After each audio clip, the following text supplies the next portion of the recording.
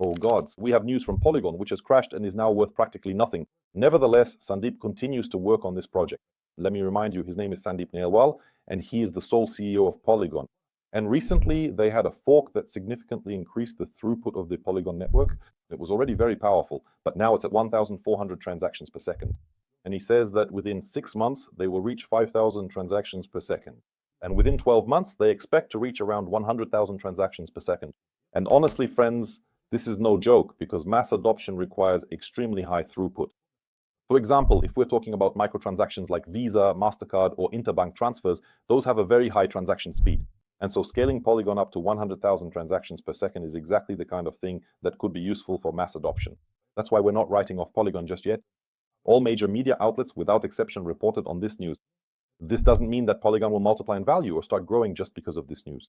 But it does mean that in the long term, it will be quite easy for projects with a very high number of transactions to scale on Polygon. This includes various GameFi projects as well as DeFi, where there are a lot of small transactions because, after all, Ethereum doesn't have such high throughput. And as for Bitcoin, digital gold, that's a whole different story. If you want to know which other assets are interesting in this cycle, write top 5 in the comments under this video. We'll definitely send it to you.